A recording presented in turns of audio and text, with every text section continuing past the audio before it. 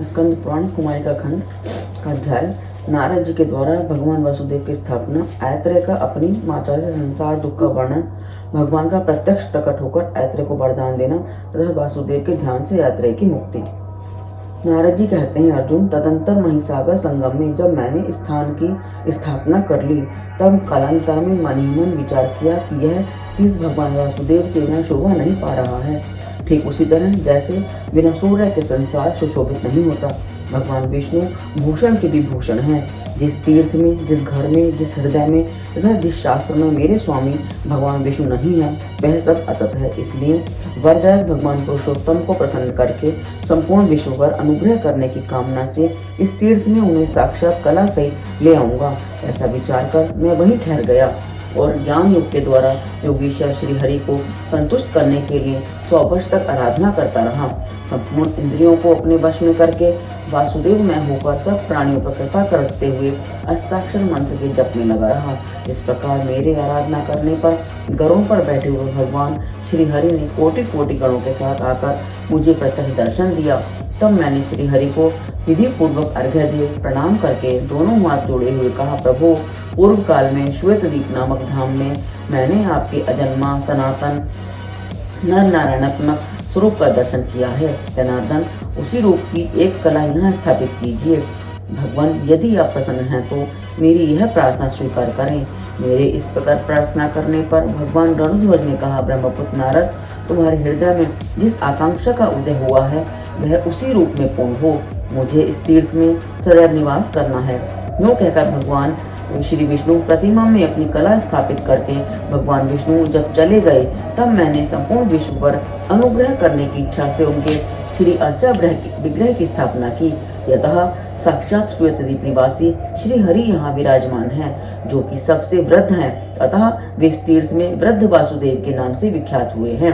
कार्तिक मास के शुक्ल पक्ष में जो कल्याणमयी एकादशी आती है, उस दिन झरने अथवा नदी आदि के जल में विधि पूर्वक स्नान करके जो पुरुष पंचोपचार द्वारा भक्ति भाव से श्री हरि का पूजन करता है तथा उपवास और जागरण करते हुए श्री हरि के आगे संगीत एवं वाद्य का आयोजन करता है अथवा दंभ और क्रोध त्याग कर श्री विष्णु की महिमा एवं लीला की कथा कहता है तथा मन और इंद्रियों को वश में रखते हुए प्रसन्न चित्त हो यथाशक्ति दान देता है, वह ब्रह्म हत्यारा क्यों न हो, अनेक जन्मों की समस्त पाप राशि से मुक्त हो जाता है। इसके सिवा वह अंत में गरुड़ संबंधी विमान के द्वारा साक्षात वैकुंठ धाम को प्राप्त होता है। श्रद्धा पूर्वक, प्रसन्नता पूर्वक, उत्साह के साथ, आंतरिक अभिलाषा से अहंकार छोड़कर भगवान को स्नान करा, उन्हें धूप और चंदन चढ़ाकर पुष्प और नैवेद्य समर्पण करके अर्घ्य दान देकर प्रत्येक प्रहर में अत्यंत भक्ति भाव से भगवान की आरती उतारकर चमर डुलाने का आनंद लेते हुए, भेरी बजाते हुए, पुराण कथा श्रवण पूर्वक भक्ति नृत्य करके नींद से दूर रहकर क्षुधा पिपासा तथा रसास्वादन की इच्छा से रहित होकर भगवत चरण रविंदों की सुगंध को सूंघते हुए भगवत प्रिय रात्रि संगीत का आयोजन करके भगवत तीर्थ में जाकर प्राणायाम पूर्वक, ब्रह्मचर्य के पालन पूर्वक, स्तोत्र पाठ के साथ भगवान के चरणों तक को ग्रहण करते हुए, सत्य भाषण पूर्वक सत्संग का लाभ उठाते हुए तथा पुण्य वार्ता के सहित इन 25 विशेषताओं के साथ जो मनुष्य एकादशी की रात में भगवान के समीप जागरण करता है, वह फिर इस भूमि में जन्म नहीं लेता। पूर्व काल की बात है कि श्रेष्ठ तीर्थ में एक ऐत्रेय नामक ब्राह्मण रहते थे। उन परम भाग्यशाली ब्राह्मण देवता ने यहीं भगवान वासुदेव की कृपा सिद्धि प्राप्त की थी। अर्जुन ने पूछा, मुने, ऐत्रेय किसके पुत्र थे? उनका निवास स्थान क्या कहाँ था? परम बुद्धिमान ऐत्रेय ने किस प्रकार भगवान वासुदेव के प्रसाद से सिद्धि प्राप्त की? नारद जी ने कहा, कुंती नंदन, यही मेरे द्वारा स्थापित स्थान में जो हारियत मुनि रहते थे, उन्हीं के वंश में एक श्रेष्ठ ब्राह्मण उत्पन्न हुए जो मांडूकी के नाम से विख्यात थे। वे वेद वेदांगों के पारंगत पंडित थे। उनके इतरा नाम वाली पत्नी थी, जो नारी के समस्त सद्गुणों से सुशोभित थी। उसके गर्भ से जो पुत्र हुआ, उसी का नाम ऐत्रेय था। ऐत्रेय बाल्यावस्था से ही निरंतर 12 अक्षर मंत्र ओम नमो भगवते वासुदेवाय का जप करता था। उसे पूर्व जन्म में ही इस मंत्र की शिक्षा मिली थी। वह ना तो किसी की बात सुनता था, ना स्वयं कुछ बोलता था और ना अध्ययन ही करता था। इससे सबको निश्चय हो गया कि यह बालक गूंगा है। पिता ने अनेक उपायों से उसको समझाया, बोध कराया, परंतु उसने लौकिक व्यवहार में कभी मन नहीं लगाया। यह देख पिता ने भी यही निश्चय कर लिया कि यह सर्वथा जड़ है, तब उन्होंने पिंगा नाम वाली दूसरी स्त्री से विवाह किया और उससे 4 पुत्र उत्पन्न किए जो वेद वेदांगों के विद्वान हुए। ऐत्रेय भी प्रतिदिन तीनों समय भगवान वासुदेव के मंदिर में जाकर उस उत्तम मंत्र का जप करने लगे। वे दूसरे किसी कार्य में परिश्रम नहीं करते थे। एक दिन उनकी माता इत्रा अपनी सौत के पुत्रों की योग्यता देखकर संतप्त चित हो अपने पुत्र से बोली, अरे तू तो मुझे कलेश देने के लिए पैदा हुआ, मेरे जन्म और जीवन को धिक्कार है। संसार में उस नारी का जन्म निश्चय व्यर्थ है जो पति के द्वारा तिरस्कृत हो और जिसका पुत्र गुणवान न हो। बस मैं बड़ी खोटे भाग्य वाली हूँ, अतः महिसागर संगम में डूब मरूंगी। मेरा मर जाना ही अच्छा है, जीवित रहने में मुझे क्या लाभ है। मेरे मर जाने पर तू भगवान का महामुनि भक्त होकर दीर्घ काल तक आनंद भोगना। नारद जी कहते हैं, माता की यह बात सुनकर ऐत्रेय ठठाकर हंस पड़े। वे बड़े धर्मज्ञ थे। उन्होंने 2 घड़ी भगवान का ध्यान करके माता के चरणों में प्रणाम किया और कहा, माँ तुम झूठे मुंह में पड़ी हुई हो, अज्ञान को ही ज्ञान मान बैठी हो। शुभे जो सोचनीय नहीं है उसी के लिए तो तुम शोक करती हो, और जो वास्तव में शोचनीय है उसके लिए तुम्हारे मन में तनिक भी शोक नहीं होता। यह संसार मिथ्या है, इसमें तुम इस शरीर के लिए क्यों चिंतित एवं मोहित हो रही हो। यह तो मूर्खों का काम है। तुम जैसी विदुषी स्त्रियों को यह शोभा नहीं देता। संसार में सार तत्व तो कुछ और ही है, किंतु अज्ञान से मोहित मनुष्य किसी का और ही असार वस्तु को सार समझते हैं। तुम इस मानव शरीर को यदि सार मानती हो तो लो इसकी भी असारता सुनो। यह जो मानव शरीर है यह गर्भ से लेकर मृत्यु पर्यंत सदा अत्यंत कष्टप्रद है। यह शरीर एक प्रकार का घर है, हड्डियों का समूह ही इसके भार को संभालने वाला खंभा है। नाड़ी जाल रूपी रस्सियों से ही इसे बांधा गया है, रक्त और मांस रूपी मिट्टी से इसको लिपा गया है, विष्ठा और मूत्र रूपी द्रव्यों के संग्रह का एक पात्र है, केश और रोम रूपी तृण से इसको छाया गया है, सुंदर रंग की त्वचा से इसके ऊपर रंग किया गया है, मुख ही इसका प्रधान द्वार है, 2 आँख, 2 कान, 2 नाक के छिद्र, यही 6 इसकी खिड़कियां हैं, दोनों ओष्ठ ही इसके द्वार को ढकने वाले किवाड़ हैं, दांत ही अर्गला है, नाड़ी और पसीने से ही नाली और जल प्रवाह है। यह सदा काल की मुखाग्नि में स्थित है। ऐसे इस देह रूपी गेह में जीव नाम वाला ग्रस्त निवास करता है। इस घर में त्रिगुण में प्रकृति ही उसकी पत्नी है। क्रोध, अहंकार, काम, ईर्ष्या, लोभ आदि ही उक्त ग्रस्त की संतान है। हाय कितने कष्ट की बात है कि जीव इस देह गेह की माया मोह माया से मोह होकर तदनुकूल बर्ताव करता है। उसका जिस जिस दिशा में जैसे मोह होता है वह सब बताता हूँ, सुनो। जैसे पर्वत से झरने गिरते रहते हैं उसी प्रकार शरीर से भी कफ और मूत्र आदि बहते रहते हैं। उसी देह के लिए जीव मोहित होता है। विष्ठा और मूत्र से भरे हुए चर्मपात की भांति ये शरीर समस्त अपवित्र वस्तुओं का भंडार है और इसका एक प्रदेश भी पवित्र नहीं है। अपने शरीर से निकले हुए मनभूत आदि के जो प्रवाह हैं उनको स्पर्श हो जाने पर मिट्टी और जल से हाथ शुद्ध किया जाता है। तथापि उन्हीं अपवित्र वस्तुओं के भंडार रूप देह से न जाने क्यों मनुष्य को वैराग्य नहीं होता। सुगंधित तेल और जल आदि के द्वारा यत्न पूर्वक भली भांति संस्कार करने पर भी यह शरीर अपनी स्वाभाविक अपवित्रता को नहीं छोड़ता। ठीक उसी तरह जैसे कुत्ते की टेढ़ी पूंछ को कितना ही सीधा किया जाए वह अपना टेढ़ापन नहीं छोड़ पाती। अपनी देह की अपवित्र गंध से जो मनुष्य विरक्त नहीं होता उसे वैराग्य के लिए अन्य किस साधन का उपदेश दिया जाए। दुर्गंध तथा मलमूत्र के लेप को दूर करने के लिए ही शारीरिक शुद्धि का विधान किया गया है। इन दोनों का निवारण हो जाने के पश्चात आंतरिक भाव की शुद्धि होने से मनुष्य शुद्ध होता है। भाव शुद्धि ही सबसे बढ़कर पवित्रता है, वही सब कर्मों में प्रमाणभूत है। आलिंगन पत्नी का भी किया जाता है और पुत्री का भी, परंतु दोनों में भाव का महान अंतर है। प्यारी पत्नी का आलिंगन किसी और भाव से किया जाता है, पुत्री का दूसरे भाव से। एक ही स्त्री के स्तनों को पुत्र और भाव से स्मरण करता है और पति दूसरे भाव से। अतः अपने चित्त को ही शुद्ध करना चाहिए। बाह्य शुद्धि के दूसरे साधनों से क्या लेना है। भाव दृष्टि से जिसका अंतःकरण अत्यंत शुद्ध है वह स्वर्ग और मोक्ष को भी प्राप्त कर लेता है। ज्ञान रूपी निर्मल जल तथा वैराग्य रूपी मृत्तिका से ही पुरुष के अविद्या एवं राग में मलमूत्र के लेप और दुर्गंध का शोधन होता है। इस प्रकार इस शरीर को स्वभावतः अशुद्ध माना गया है। जैसे केले के वृक्ष में केवल वल्कल ही सार है, उसी प्रकार इस देह में केवल त्वचा मात्र सार है। वास्तव में तो यह सर्वथा निसार है।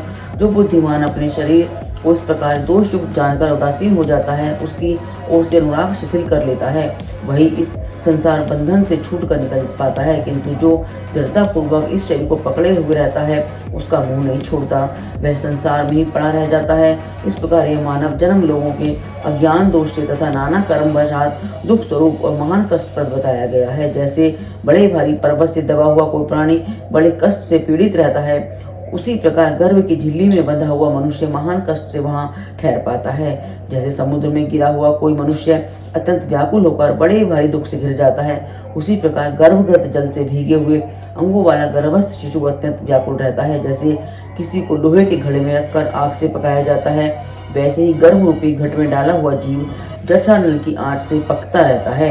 यदि आग के समान दहकती हुई सुइयों से किसी को निरंतर छेदा जाए तो उसे जितनी पीड़ा हो सकती है उससे 8 गुना पीड़ा गर्भ में भोगनी पड़ती है।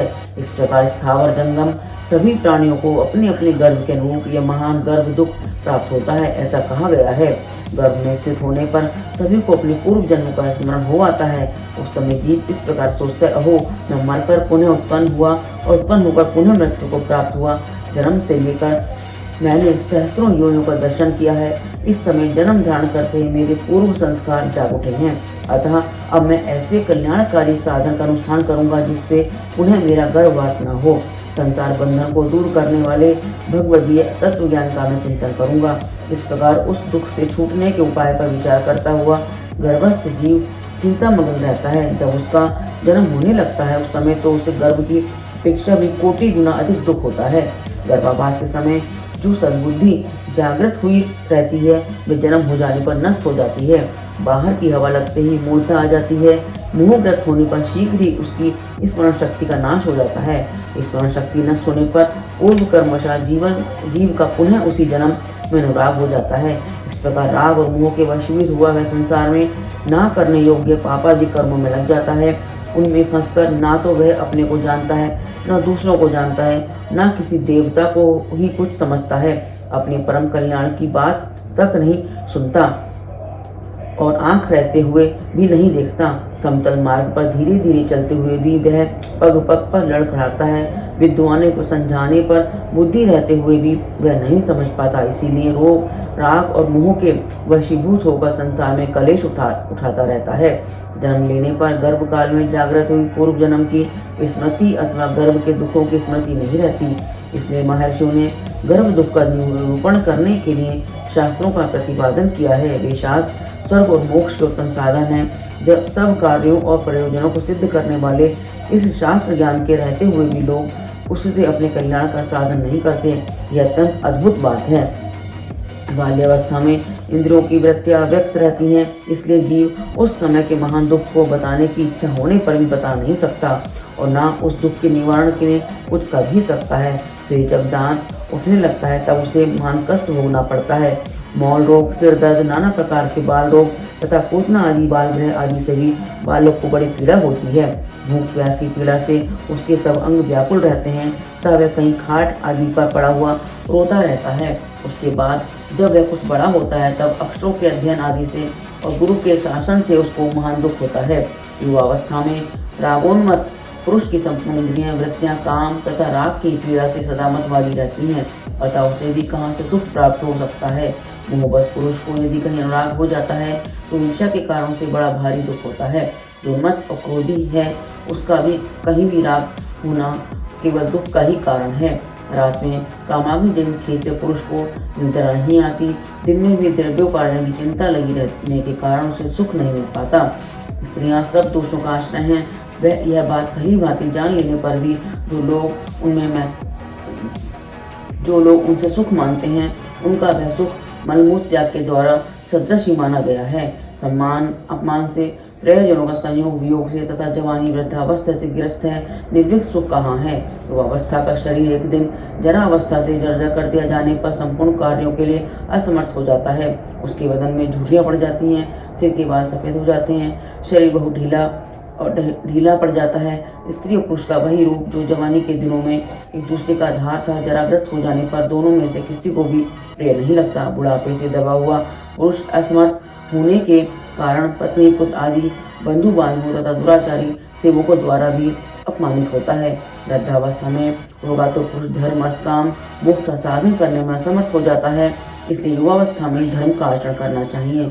वात पित्त और कफ की क्षमता ही व्याधि कहलाती है। इस शरीर को वात आदि का समूह बताया गया है, इसलिए अपना यह शरीर व्याधि में है ऐसा जानना चाहिए। इस शरीर में अनेक प्रकार के रोगों द्वारा बहुत ही दुख प्रवेश कर जाते हैं, उनका पता अपने आप को भी नहीं लगता कि दूसरों को तो लग ही कैसे सकता है। इस देह में 101 व्याधियाँ स्थित हैं, इनमें से एक व्याधि तो काल के साथ रहती है और शेष आगंतुक मानी गई हैं। जो आगंतुक बताई गई हैं वे तो दवा करने से तथा जप होम और दान से शांत हो जाती हैं, परंतु मृत्यु रूप व्याधि कभी शांत नहीं होती। नाना प्रकार की व्याधियाँ सर्प आदि प्राणी विष और अविचार से ये सब देहधारियों की मृत्यु के द्वार बताए गए हैं। यदि जीव का काल आ पहुंचा है तो सर्प और रोग आदि से पीड़ित होने पर उसे धन्वंतरी भी जीवित नहीं रख सकते। काल से पीड़ित मनुष्य को औषध तपस्या दान मित्र तथा बंधु बांधव कोई भी बचा नहीं सकते। रसायन तपस्या जप योग सिद्ध महात्मा तथा पंडित ये सब मिलकर भी काल जनित मृत्यु को नहीं टाल सकते। समस्त प्राणियों के लिए मृत्यु के समान कोई दुख नहीं है, मृत्यु के समान कोई भय नहीं है तथा मृत्यु के समान कोई त्रास नहीं है। सती भार्या उत्तम पुत्र ज्येष्ठ मित्र राज्य ऐश्वर्य और सुख ये सभी स्नेह पाश में बंधे हुए हैं। मृत्यु इन सब का उच्छेद कर डालती है। माँ, क्या तुम नहीं देखती कि हजारों मनुष्यों में से 5 भी शायद ऐसे ही होंगे जो पूरे 100 वर्षों तक जीने वाले हों। कोई 80 वर्ष कोई 70 वर्ष की अवस्था में मरते हैं। प्रायः 60 वर्ष तक की ही लोगों की परमायु हो गई है, किंतु वह भी सबके लिए निश्चित नहीं है। जिस देहधारी को अपने पूर्व कर्म अनुसार जितनी आयु प्राप्त होती है उसका आधा भाग तो मृत्यु रूपिणी रात्रि हर लेती है। बाल्यावस्था अबोध अवस्था तथा वृद्धावस्था के द्वारा 20 वर्ष और व्यतीत हो जाते हैं, जो धर्म अर्थ और काम किसी के भी उपयोग में नहीं आते। शेष आयु का आधा भाग मनुष्य पर आने वाले बहुत से भय तथा अनेक प्रकार के रोग और शोक आदि हर लेते हैं। इन सबसे जो शेष रह जाता है वही मनुष्य का जीवन है। इस जीवन की समाप्ति होने पर मनुष्य अत्यंत भयंकर मृत्यु को प्राप्त होता है। मृत्यु के बाद वह पुनः करोड़ों योनियों में जन्म ग्रहण करता है। कर्मों की गणना के अनुसार देह भेद से जो जीव का एक शरीर से वियोग होता है उसे मृत्यु नाम दिया गया है। वास्तव में उससे जीव का विनाश नहीं होता।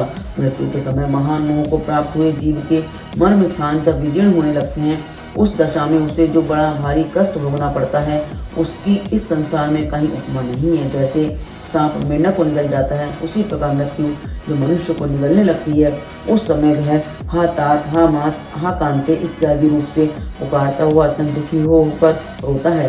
भाई बंधुओं से साथ छूट रहा है, प्रेमी जनों से चारों ओर से घेर कर खड़े हैं। वह सूखते हुए मुख से गरम गरम लंबी सांस खींचता है, चार पैर पर चारों ओर बार बार करवट बदलता है, पीड़ा से मोहित होकर बड़े वेग से इधर उधर हाथ फेंकता है, खाट से भूमि पर और भूमि से खाट पर तथा भूमि पर आना चाहता है। उसके बस खुल गए हैं, लज्जा छूट चुकी है, विष्ठा और मूत्र में सना हुआ है, कंठ कोष्ठ और तालु सूख जाने के कारण बार बार पानी मांगता है। अपने धन वैभव के लिए इस बात की चिंता करता है मेरे मर जाने पर ये किसके हाथों में पड़ेंगे। पुनः काल पाश से खींचे जाने पर उसका गला गुड़गुड़ाने लगता है और पार्श्ववर्ती लोगों के देखते देखते मृत्यु को प्राप्त हो जाता है।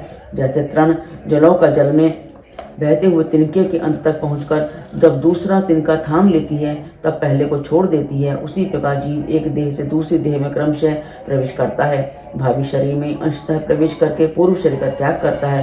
विवेकी पुरुष के लिए किसी से कुछ मांगना मृत्यु से भी अधिक दुखदायी होता है। मृत्यु का दुख तो क्षण भर में समाप्त हो जाता है, परंतु याचना जनित दुख का कभी अंत नहीं होता।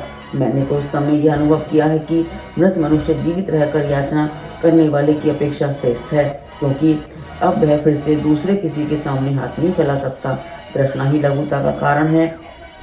आदि में दुख है, मध्य में दुख है तथा अंत में भी दारुण दुख प्राप्त होता है। दुखों की यह परंपरा समस्त प्राणियों को स्वभावतः प्राप्त होती है। क्षुधा को सब रोगों से महान रोग माना गया है। वह अन्न रूपी औषधि का लेप करने से कुछ क्षणों के लिए शांत हो जाती है। क्षुधा रूपी व्याधि की तीव्र वेदना संपूर्ण बल का उच्छेद करने वाली है। जैसे अन्य रोगों से लोग मरते हैं उसी प्रकार क्षुधा से पीड़ित होने पर भी मनुष्य की मृत्यु हो जाती है। राजा को केवल यह अभिमान ही होता है कि मेरे घर में इतना वैभव शोभा पा रहा है, वास्तव में तो उनका सारा आभरण भार रूप है। समस्त आलेपन द्रव्य बल मात्र हैं, संपूर्ण संगीत राग प्रलाप मात्र है तथा नृत्य आदि भी पागलों की सी चेष्टा है। विचार दृष्टि से देखने पर इन राज्य भोगों के द्वारा राजाओं को सुख कहाँ मिलता है, क्योंकि वे लोग तो एक दूसरे को जीतने के लिए ही सदा चिंतित रहते हैं। प्रायः राज्यलक्ष्मी के मद से उन्मत्त होने के कारण मनहुष आदि महाराज स्वर्ग का साम्राज्य पाकर भी वहां से नीचे गिर गए हैं। राज्यलक्ष्मी अथवा धन ऐश्वर्य से भला कौन सुख पाता है। मनुष्य स्वर्गलोक में जो पुण्य फल भोगते हैं वे अपने मूल धन को गंवा कर ही भोगते हैं, क्योंकि वहां वे दूसरा नवीन कर्म नहीं कर सकते। यही स्वर्ग में अत्यंत भयंकर दोष है। जैसे वृक्ष की जड़ काट देने पर वह विवश होकर पृथ्वी पर गिर पड़ता है, उसी प्रकार पुण्य रूपी मूल का क्षय हो जाने पर स्वर्गवासी जीव पुनः पृथ्वी पर गिर पड़ते हैं। इस तरह विचार पूर्वक देखा जाए तो स्वर्ग में भी देवताओं को कोई सुख नहीं है। नरक में गए हुए पापी जीवों का दुख तो प्रसिद्ध ही है, उनका क्या वर्णन किया जाए। स्थावर योनि में पड़े हुए जीवों को भी बहुत दुख भोगने पड़ते हैं। दावानल से जलना, पाला पड़ने से गलना, धूप और हवा से सूखना, कुल्हाड़ी से काटा जाना, उनके बल कलों को उतारा जाना, प्रचंड आंधी के वेग से पत्तों, डालियों और फलों का गिराया जाना तथा हाथियों और अन्य जंगली जंतुओं द्वारा कुचला जाना आदि उनके लिए महान दुख है। सर्पों और बिच्छुओं को प्यास और भूख का कष्ट रहता है, उन्हें क्रोध का भी दारुण दुख सहन करना पड़ता है। संसार में प्रायः दुष्ट सांप बिच्छुओं को मारा जाता है, उन्हें जाल में फंसाकर बंद रखा जाता है। माता जी, इस प्रकार इस योनि के जीवों को बारंबार कष्ट उठाना पड़ता है। कीड़े आदि का अकस्मात जन्म होता है और अचानक उनकी मौत भी हो जाती है, अतः उनका दुख भी कम नहीं है।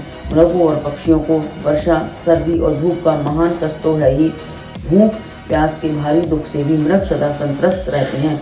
पशु समूह के जो दुख हैं उन्हें भी सुन लो। भूख, प्यास तथा सर्दी, गर्मी आदि का कष्ट सहना, मारा जाना, बंधन में डाला जाना और डंडे से आदि से पीटा जाना, नाक का छेदा जाना, चाबुक और अंकुश की मार पड़ना आदि उनके महान कलेश हैं। इनके अतिरिक्त बोझ होने का भी उन्हें बड़ा भारी कष्ट है। कार्य की शिक्षा देते समय भी उन्हें मारा पीटा जाता है, फिर युद्ध आदि की पीड़ा भी सहनी पड़ती है। अपने झुंड से जो उनका वियोग होता है और वे वन से जो अन्यत्र लाए जाते हैं, यह सब कष्ट अलग है। दुर्भिक्ष, दुर्भाग्य का प्रकोप, मूर्खता, दरिद्रता, नीच ऊंच का भाव, मृत्यु, राष्ट्र विप्लव, पारस्परिक अपमान का दुख, आपस में एक दूसरे से धन वैभव या मान प्रतिष्ठा में बढ़ जाने का कष्ट, अपनी प्रभुता का सदा स्थिर न रहना, ऊंचे चढ़े हुए लोगों का नीचा गिराया जाना इत्यादि महान दुखों से यह संपूर्ण चराचर जगत व्याप्त है। जैसे इस कंधे का भार उस कंधे पर कर देने को मनुष्य विश्राम समझता है, उसी प्रकार इस लोक में एक दुख दूसरे दुख से ही शांत होता है। अतः एक दूसरे से ऊंची स्थिति में स्थित हुए इस संपूर्ण जगत को दुखों से भरा हुआ जानकर उसकी ओर से अत्यंत उद्विग्न हो जाना चाहिए। उद्वेग से वैराग्य होता है, वैराग्य से ज्ञान प्रकट होता है तथा ज्ञान से परमात्मा विष्णु को जानकर मनुष्य मोक्ष प्राप्त कर लेता है। माँ, जैसे कौओं के अपवित्र स्थान में विशुद्ध राजहंस नहीं रह सकता, उसी प्रकार ऐसे दुख में संसार में तो मैं तो कभी रम नहीं सकता। मैया, जहाँ रहकर मैं बिना किसी विघ्न बाधा के आनंद पूर्वक रह सकता हूँ, वह स्थान भी बताता हूँ, सुनो। अविद्या रूपी वन तो बड़ा भयंकर है, उसमें नाना प्रकार के कर्म में बड़े बड़े वृक्ष खड़े हैं, वहाँ पर संकल्पों के डांस और मच्छर बहुत हैं, शोक और हर्षी वहाँ की सर्दी और धूप है। उस वन में मुंह का घना अंधकार छाया रहता है, वहाँ लोग रूपी सांप और बिच्छू रहते हैं। ऋषियों के अनेक मार्गों से वह प्रदेश व्याप्त है। काम और क्रोध रूपी बदी तथा लुटेरे उसमें सदा डेरा डाले रहते हैं। उस महादुख में विशाल वन को लांघकर अब मैं एक ऐसे महान विपिन में प्रवेश कर चुका हूँ, जहाँ पहुँचकर उसके तत्व को जानने वाले ज्ञानी पुरुष न शोक करते हैं न हर्ष। वहाँ किसी से भय नहीं है, किसी को भी भय नहीं है। उस विद्या रूपी वन में 7 बड़े भारी वृक्ष हैं, वहाँ 7 ही पर्वत हैं जिन्होंने तीनों लोकों को धारण कर रखा है। 7 ही हृदय कुंड हैं जो, और 7 ही नदियाँ हैं जो सदा ब्रह्म रूप जल बहाया करती हैं। तेज, अभयदान, अद्रोह, कौशल, अचपलता, अक्रोध और प्रिय वचन बोलना, ये ही 7 पर्वत उस विद्यावन में स्थित हैं। दृढ़ निश्चय, सबके साथ समता, मन और इंद्रियों का संयम, गुण संचय, ममता का अभाव, तपस्या तथा संतोष, ये 7 हृदय हैं। भगवान के गुणों का विशेष ज्ञान होने से जो उनके प्रति भक्ति होती है, वह विद्यावन की पहली नदी है। वैराग्य दूसरी, ममता का त्याग तीसरी, भगवत आराधन चौथी, भगवत दर्पण पांचवी, ब्रह्मोकत्वबोध छठी तथा सिद्धि 7वीं नदी है। यही 7 नदियां वहाँ स्थित बताई गई हैं। वैकुंठ धाम के निकट इन 7 नदियों का संगम होता है। जो आत्म तृप्त, शांत तथा जितेंद्रिय होते हैं, वे ही महात्मा उस मार्ग से प्राप्त ब्रह्म को प्राप्त होते हैं। कोई श्रेष्ठ ज्ञानी जन उन वृक्षों को प्राप्त करते हैं, कोई पर्वतों को, कोई हदों को तथा कोई उन 7 सरिताओं को ही प्राप्त होते हैं। माँ, मैं ग्रहण किए हुए व्रत को धारण करने की इच्छा रखकर यहाँ ब्रह्मचर्य का आचरण करता हूँ। इस ब्रह्मचर्य में ब्रह्म ही समिधा, ब्रह्म ही अग्नि तथा ब्रह्म ही कुशास्तरण है। जल भी ब्रह्म है और गुरु भी ब्रह्म ही है। यही मेरा ब्रह्मचर्य है। विद्वान पुरुष इसी को सूक्ष्म ब्रह्मचर्य मानते हैं। माता, अब मेरे गुरु का परिचय सुनो, जिन्होंने मुझे विद्या प्रदान की है। एक ही शिक्षक है, दूसरा कोई शिक्षक नहीं है। हृदय में विराजमान अंतर्यामी पुरुष ही शिक्षक होकर शिक्षा देता है। उसी से प्रेरित होकर मैं झरने से बहकर जाने वाले जल की भांति जहाँ जिस कार्य में नियुक्त होता हूँ वहाँ वैसा ही करता हूँ। एक ही गुरु हैं, उनके सिवा दूसरा कोई गुरु नहीं है। जो हृदय में विराजमान है वही गुरु हैं, उनको मैं प्रणाम करता हूँ। उन्हीं गुरु स्वरूप भगवान मुकुंद की अवहेलना करके संपूर्ण दानव पराभव को प्राप्त हुए हैं। एक ही बंधु है, उसके सिवा दूसरा बंधु नहीं है। जो हृदय में विराजमान है वह परमात्मा ही बंधु है। मैं उसे नमस्कार करता हूँ। उसी से शिक्षा प्राप्त करके 7 बंधुमान भाई सप्तऋषि आकाश में प्रकाशित हो रहे हैं। ऐसे ब्रह्मचर्य का भली भांति सेवन करना चाहिए। अब मेरा गारस्थ कैसा है यह भी सुन लो। माता जी, प्रकृति ही मेरी पत्नी है, किंतु मैं कभी उसका चिंतन नहीं करता। वही सदा मेरा चिंतन क्या करती है। वह मेरे सब प्रयोजनों को सिद्ध करने वाली है। नासिका, जीवा, नेत्र, त्वचा, कान, मन तथा बुद्धि, यह 7 प्रकार की अग्नि सदा मेरी अग्निशाला में प्रज्वलित होती रहती हैं। गंध, रूप, रस, शब्द, स्पर्श, मंतव्य और बोधव्य, यही 7 मेरी समिधाएं हैं। होता भी नारायण है और ध्यान से साक्षात नारायण ही उपस्थित हो इस भविष्य का उपयोग भी करते हैं। ऐसे यज्ञ द्वारा मैं अपनी इस गृहस्थी में उन परमेश्वर विष्णु का यजन करता हूँ। किसी भी वस्तु की कामना नहीं रखता, तथापि मेरे संपूर्ण काम स्वतः सिद्ध हैं। मैं सांसारिक संपूर्ण दोषों से द्वेष नहीं करता, तथापि कोई भी दोष मुझ में प्रकट नहीं होता। जैसे कमल के पत्ते पर जल की बूंद का लेप नहीं होता, उसी प्रकार मेरा स्वभाव राग द्वेष आदि से लिप्त नहीं होता। मैं नित्य हूँ, बहुतों के स्वभावों का साक्षी हूँ। अनित्य भोग मुझ पर अपना प्रभाव नहीं डालते। जैसे सूर्य की किरणें आकाश में लिप्त नहीं होती, वैसे ही मेरे भगवदर्थ किए हुए निष्काम कर्मों में भोग समूह नहीं लिप्त होते। मेरे कर्मों का फल भोग सामग्री के रूप में नहीं उपस्थित होता। वे कर्म तो भगवत प्राप्ति कराने वाले होते हैं। माता, ऐसे मुझ पुत्र से तुम दुखी हो ना हो। मैं तुम्हें उस पद पर पहुंचाऊंगा जहां सैकड़ों यज्ञ करके भी पहुंचना असंभव है। अपने पुत्र की यह बात सुनकर इतरा को बड़ा विस्मय हुआ। वह सोचने लगी, हो यदि मेरा पुत्र ऐसा दृढ़ निष्ठा वाला विद्वान है, तब तो संसार में जब इसकी ख्याति होगी उस समय मेरा भी महान यश फैलेगा। माता इस प्रकार की बातें सोच ही रही थी कि शंख चक्र गदाधारी भगवान विष्णु उस अच्छा हृदय से साक्षात प्रकट हो गए। वे उस द्विज पुत्र की बातों से अत्यंत प्रसन्न थे। भगवान की दिव्य कांति करोड़ों सूर्यों के समान प्रकाशमान थी। वे अपनी प्रभा से संपूर्ण जगत को भासित कर रहे थे। भगवान को देखते ही ऐत्रेय धरती पर दंड की भांति पड़ गए। उनके शरीर में रोमांच हो आया, नेत्रों से प्रेम के आंसू बहने लगे, वाणी गदगद हो गई। बुद्धिमान ऐत्रेय ने मस्तक पर अंजलि बांधकर भगवान का इस प्रकार स्तवन आरंभ किया। आप भगवान वासुदेव का हम ध्यान और नमस्कार करते हैं। आप ही प्रद्युम्न, अनिरुद्ध तथा संकर्षण हैं। आपको नमस्कार है। आप केवल विज्ञान स्वरूप तथा परमानंद मूर्ति हैं। आपको नमस्कार है। आप आत्माराम, शांत तथा आप समस्त इंद्रियों के स्वामी ऋषिकेश हैं। सबसे महान तथा अनंत शक्तियों से संपन्न हैं। आपको नमस्कार है। मन सहित वाणी के थक कर निवृत्त हो जाने पर जो एकमात्र अपनी कृपा से ही सुलभ होने वाले हैं, नाम और रूप से रहित चैतन्य घन ही जिनका स्वरूप है, वे सत और असत से परे विराजमान परमात्मा हम सबकी रक्षा करें। आप परम सत्य तथा निर्मल हैं। हम आपकी उपासना करते हैं। जो सर्वहित ऐश्वर्य से युक्त परम पुरुष, महानुभाव एवं समस्त महाभूतियों के अधिपति हैं, उन भगवान को नमस्कार है। परमेष्ठित आप सबसे उत्कृष्ट हैं। संपूर्ण भक्त समुदाय आपके युगल चरण बिंदों की बड़े लाड़ प्यार से सेवा करते हैं। आपको नमस्कार है। अग्नि आपका मुख है, पृथ्वी आपके दोनों चरण हैं, आकाश मस्तक हैं, चंद्रमा और सूर्य दोनों नेत्र हैं, संपूर्ण लोक आपका शरीर है तथा चारों दिशाएं आपकी 4 भुजाएं हैं। भगवान आपको नमस्कार है।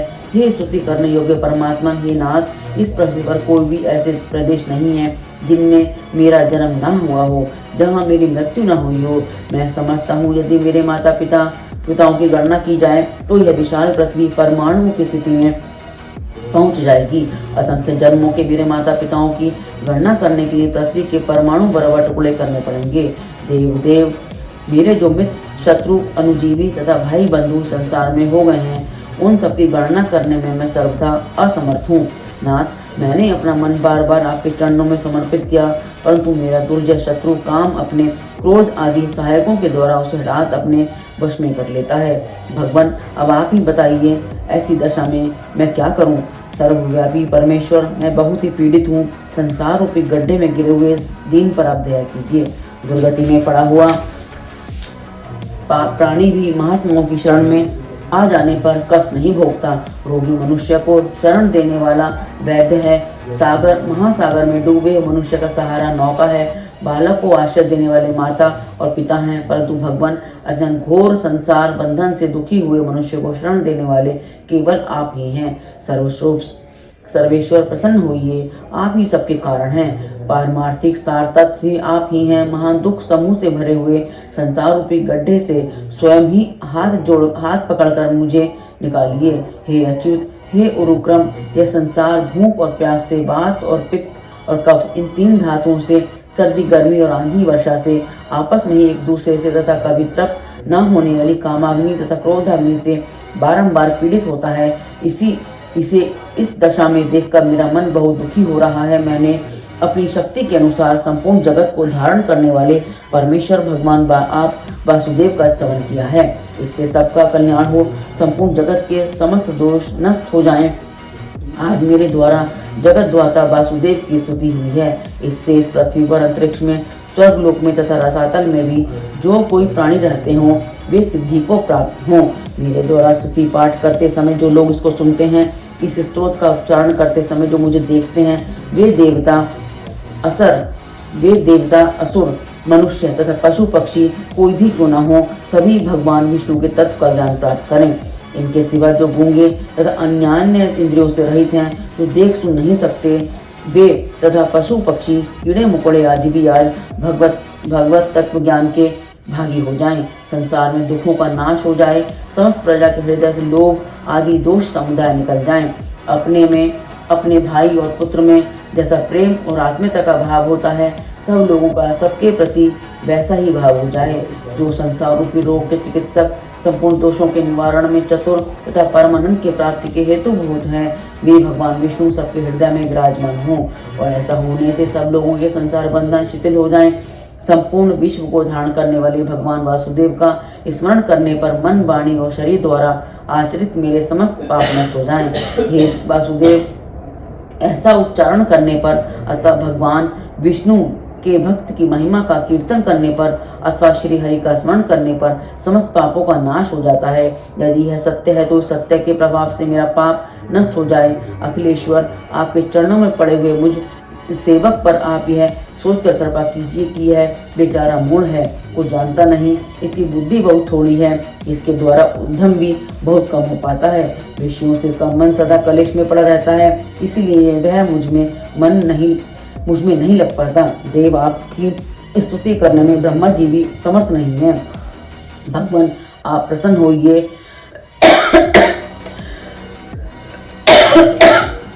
ये विष्णु, आप बड़े दयालु हैं, कुछ अनाथ पर कृपा कीजिए। हे अनंत, हे पाप हरि हरि, आप पुरुषोत्तम हैं, संसार सागर में डूबे हुए मुझ दिल का उद्धार कीजिए। अर्जुन, ऐत्रेय के इस प्रकार स्तुति करने पर विशालकाय भगवान वासुदेव ने आनंद मग्न होकर कहा, बस ऐत्रेय, मैं तुम्हारी भक्ति से, इस स्तुति से बहुत प्रसन्न हूँ। तुम मुझसे कोई मनोवांछित एवं दुर्लभ वर मांगो। ऐत्रेय ने कहा, नाथ हरे, मेरा अभिष्ट वर तो यही है कि घोर संसार सागर में डूबते हुए मुझ असहाय के लिए आप कर्णधार हो जाएं। भगवान वासुदेव बोले, बस तुम तो संसार सागर से मुक्त ही हो। जो सदा इस स्तोत्र से गुप्त क्षेत्र में स्थित हुए मुझ वासुदेव का स्तवन करेगा, उसके संपूर्ण पापों का नाश हो जाएगा। अतः यह अघनाशन नाम से विख्यात होगा। जो एकादशी को उपवास करके मेरे आगे इस स्तोत्र का पाठ करेगा, वह शुद्ध चित्त होकर मेरे परम धाम को प्राप्त होगा। जैसे सब क्षेत्रों में यह गुप्त क्षेत्र मुझे अधिक प्रिय है, उसी प्रकार सब स्तोत्रों में यह स्तोत्र मुझे विशेष प्रिय है। जिन प्राणियों के उद्देश्य से महात्मा पुरुष इस स्तोत्र का पाठ जप करते हैं, वे सब प्राणी मेरी कृपा से शांति, ऐश्वर्य तथा उत्तम बुद्धि प्राप्त करेंगे। बेटा, तुम श्रद्धा पूर्वक वैदिक धर्मों का आचरण करो, उन्हें निष्काम भाव से मुझे समर्पित कर देने पर उनके द्वारा तुम्हें बंधन नहीं प्राप्त होगा। पत्नी का पाणी ग्रहण करके तुम यज्ञों द्वारा भगवान की आराधना करो और अपनी माता की प्रसन्नता बढ़ाओ। मुझ में तीव्र ध्यान करने से निसंदेह तुम मुझे ही प्राप्त होगे। बुद्धि, मन, अहंकार, 5 ज्ञानेन्द्रिया और 5 कर्मेंद्रिया, ये 13 ग्रह हैं। बोधव्य, मंतव्य, शब्द, स्पर्श, रूप, रस, गंध, वचन, आदान, कर्म, गमन, मलोत्सर्ग और अति जनत आनंद, ये 13 महाग्रह हैं। बेटा, अपने बुद्धि आदि शुद्ध ग्रहों के द्वारा मेरा ध्यान करते हुए पूर्वोक्त महाग्रहों को शुद्ध रूप में ग्रहण करो। भगवत प्रसाद मानकर स्वीकार करो। ऐसा करने से तुम मोक्ष प्राप्त कर लोगे। वीर, इस प्रकार भगवत दर्पण बुद्धि से कर्म करने पर तुम निष्कर्म भाव को प्राप्त होगे। ठीक उसी तरह जैसे चतुर स्वर्णकार रस संबंधी तांबे को स्वर्ण के रूप में उपलब्ध करता है, वर्ण आश्रम उचित आचार वाला पुरुष भी यदि अपने सब कर्म मुझे समर्पित करके स्वयं मेरे ध्यान में संलग्न हो जाता है तो उसे भी यही मोक्ष दुर्लभ नहीं है। इसलिए मेरे बताए अनुसार बर्ताव करते हुए निरम प्राण होकर तुम आनंद पूर्वक रहो। अपनी 7 पीढ़ियों का उद्धार करके फिर मुझ में लीन हो जाओगे। यद्यपि वेदों का अध्ययन तुमने नहीं किया है तो भी संपूर्ण वेद तुम्हारी बुद्धि में स्वयं प्रतिभाषित होंगे। अब यहाँ से कोटि तीर्थ में जहाँ हरि मेधा का यज्ञ हो रहा है जाओ, वहाँ तुम्हारी माता का संपूर्ण मनोरथ सफल होगा। यूँ कहकर भगवान विष्णु पुनः वासुदेव विग्रह में ही प्रवेश कर गए। उस समय ऐत्रेय की माता और ऐत्रेय दोनों एकटक दृष्टि से भगवान की ओर देख रहे थे। तत्पश्चात वासुदेव विग्रह को नमस्कार के विस्मय और आनंद में निमग्न हुए। ऐत्रेय ने अपनी माता से कहा, माँ, मैं पूर्व जन्म में शूद्र था। एक दिन सांसारिक दोषों से भयभीत हो एक धर्मिष्ठ ब्राह्मण की शरण में गया। वे बड़े दयालु थे। उन्होंने मुझे 12 चक्र मंत्र का उपदेश दिया और कहा, सदा इस मंत्र का जप किया कर। उनकी इस आज्ञा के अनुसार मैं निरंतर उस मंत्र का जप करने लगा।